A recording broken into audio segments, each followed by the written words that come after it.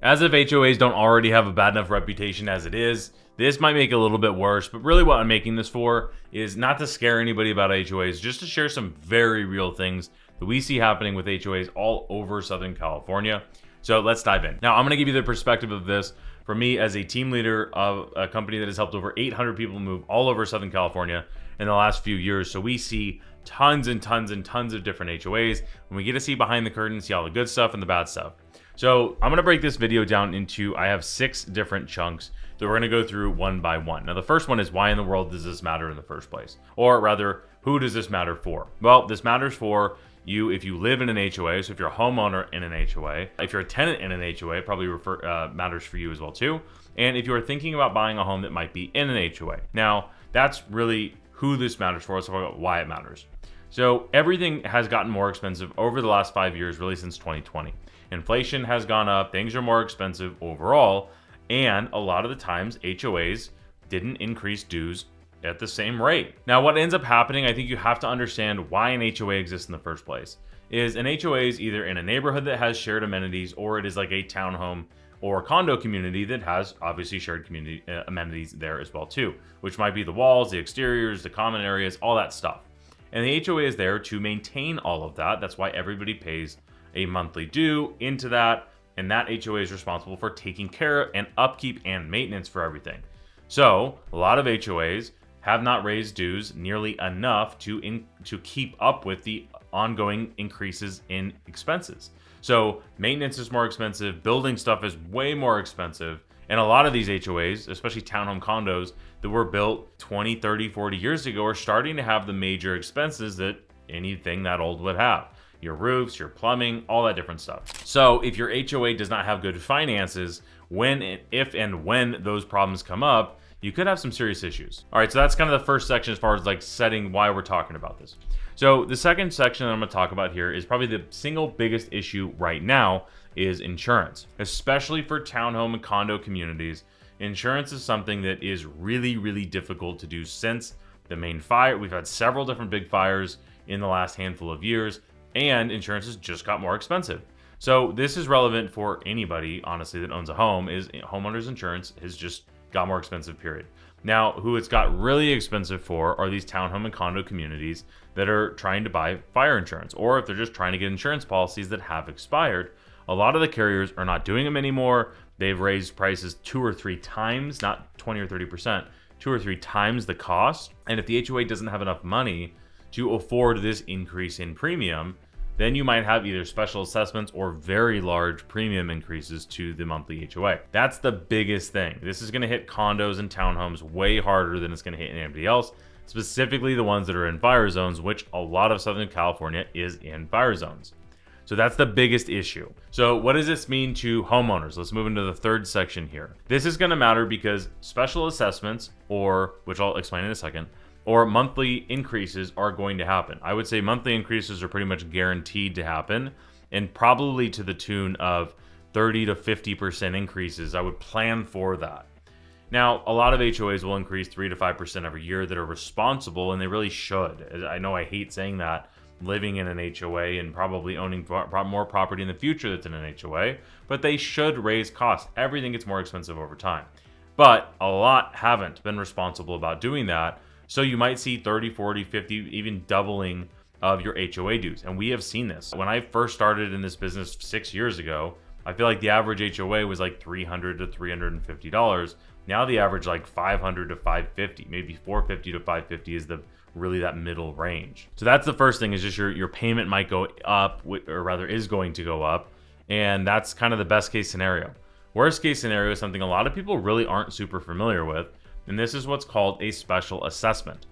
This means there is not nearly enough money in the HOA's funding in order to solve big problems. Insurance could be a big problem, but it also could be these big maintenance things. If you look around your townhome condo complex, or if you're maybe in a single family that has lots of shared amenities, if you're seeing some deferred maintenance, like it's not taken care of, or the roof looks like it needs to be redone, or you see cracking in the concrete, maybe plumbing stuff, whatever it might be, those are big, really expensive fixes or repairs. If the HOA doesn't have enough money, they can do what they call a special assessment. This is usually a one-time or maybe several fixed payments of large chunks. The best example I can give is a condo complex it was in Yorba Linda, and they had major problems with I think it was with the roof. And every single unit had a special assessment of about $27,000. And what happened was a lot of people didn't have $27,000. And that's like, you don't really have too much of a choice. The HOA agreed that that's what has to happen. And then everybody had a huge cost. So while this was an exaggerated one, special assessments don't always have to be that much money, but they can be. And what we saw was so many people in that neighborhood just said, I can't afford to pay this. They listed it for sale, and then the buyers didn't want to pay it either. And then the prices actually went dramatically down in that neighborhood during that season. I know when I bought my first condo, there was a special assessment to have the condo complex repiped, and it wasn't really even that old of a complex. And there was 7 or 8 houses for sale all in the neighborhood at the same time. And I actually, as a buyer, got a really good deal because they didn't want to deal with it. And honestly, it lowered housing values. So that's the biggest thing as far as what this means for homeowners. Now, the next thing I'm going to talk about, section 4 here, is what you can actually do about it. So number 1 is I would review what your HOA does. Now, I know this might be incredibly boring and you're probably going to have to listen and pay attention to stuff you really don't at the moment care too much about. But your HOA does board meetings all the time. They probably at least do them quarterly, probably monthly. And you can be involved in those. Now, you don't have to join the board, but you can ask to see the meeting minutes. You just call your HOA or whoever the management company is and ask for the meeting minutes, and you can see what they're talking about. And I promise you, if there's a special assessment coming, they've probably been talking about it for quite some time. So you want to make sure at least you know what's going on. So do your due diligence, reach out to your HOA. If you can't figure out who your HOA is, I suppose we could help you find out who your HOA is. But if you're in research mode and you're thinking about buying a property, this is not to scare you at all. Like, HOAs are fine. I honestly, personally prefer HOAs. But you want to make sure you understand what's going on in there. So we do this. We talk about insurance. We talk about HOAs in our home buyer strategy session. And if you want to get more information on that, I made a home buyer negotiation blueprint. This basically takes the biggest principles that we have for negotiating our client, really just the home buying process and negotiating the best deal possible. I broke this down into 4 different steps, and your research and preparation phases are where we would talk about this the most so that you can get educated on this. This thing used to be 130 pages when I wrote it, and it was just way too much information. So we condensed it down to the 12 pages that make the most sense. So if you want me to send this over to you, go ahead and click the link down below and you can drop your information. If you want to set up a strategy session with one of our agents after the fact, you can do that on the next page. But this thing's totally free. We'll just send it over to you. You can take a look through it. But anyway, let's get back in. All right, so who's affected, and then we'll get into a wrap up. So you're affected if you're in an HOA at all. Now, you're more affected likely if you're in a townhome or condo. Those are going to be the people that are most affected, especially if you're in a fire zone, maybe a flood zone, but like specifically fire zone. The people who are less affected are in the single family residents that are within an HOA. For example, the house that I'm living in right now, there is an HOA, but it doesn't really have anything to do with the house. It has everything to do with the common areas. And there's not really a whole lot of common area in the HOA. So the cost for the HOA is really low, and they don't do a whole lot. There's some common maintenance, but other than that, it's not a lot. We're at a much lower risk than, for example, the townhome that I used to own prior that I have sold.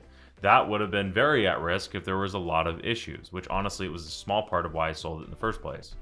Now, the third person who's affected, or the third category of people that are affected, are people that are not in HOAs. And that might sound counter, but the reason that I mention that is this might be, over the next handful of years, a reason for more people to not want HOAs. I think HOAs are going to continue to get more and more expensive over the next, let's call it 3 to 5 years, or really 1 to 5 years. We're going to see an overall big increase in the cost of HOAs.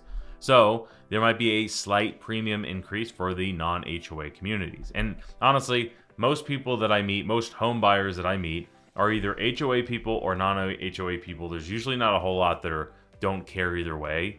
They maybe don't think about it, but a lot of the things that you want in a house might be like, these are things you will see in an HOA, and no HOA is like usually a totally different crowd. But I think there might be a little bit more overlap, very minor. I don't think there's going to be a big thing here. So again, this video is not to scare anybody about HOAs. I personally like HOAs. I jokingly call it your HOA on a single family home is like the boat in the yard insurance. You can pretty much guarantee your neighbor's not going to paint their house pink and have a 50-foot boat in their front yard that's upside down. Like, you have rules and regulations in place. Now, some HOAs are more heavy-handed than others, and your home research, like your what we call window shopping phase, is really where you would figure that out. So if you want to learn more about what we call window shopping, you'll also learn about how we get great deals. Click the link in the description below. And this next video that I made really walks through the home buying process as well too, so you can check that thing out.